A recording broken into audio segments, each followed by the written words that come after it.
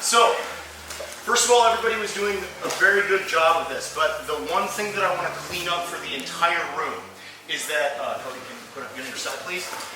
When we talk about Kimuras, usually we're like, oh yeah, we think of the Kimura as this hand grip, okay? That's partially true.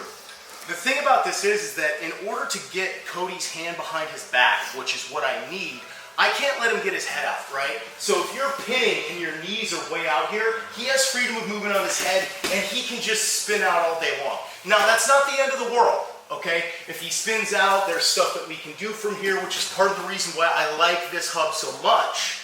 Aside from the fact that it's about as far away from his guard as it gets, I am able to transition very, very readily from this position, okay? But I want to make sure as we move forward, you guys are remembering to monitor or cage the head, okay? And we do that by keeping our knees down.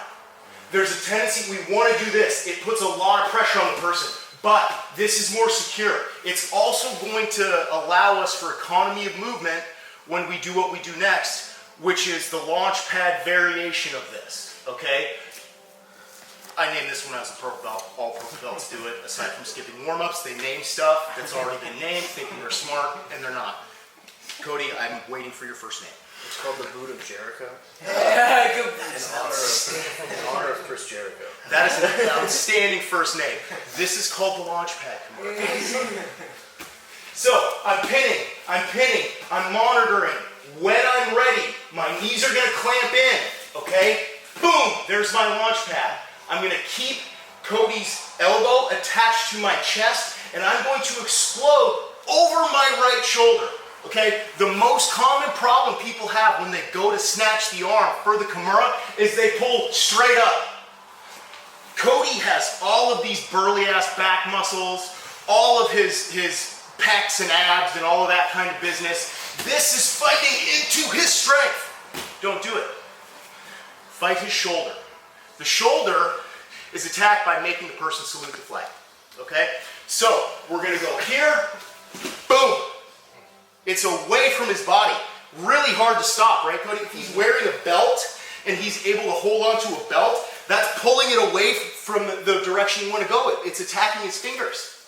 So even if he's got clothes, doesn't really matter. So, we're here, we're pinning, Launchpad up. Now we slow down. Rotate this across, deposit his knuckles behind his back, lean forward, go back to pinning. Okay? This is the part where people confuse ripping a Kimura or not. If I rip this away and calmly put it behind his back, he can stay safe. If I rip this away from his body and slam his entire arm behind his back, that's me being incredibly rude and not caring about my partner's shoulder. And I need this person to get good at jiu-jitsu. Okay? So, we're not finishing yet. All we're doing, we're pulling the arm away from the body, rotating it into space where it's trapped, and solidifying his hand behind his back into the pin. Cody, how safe do you feel?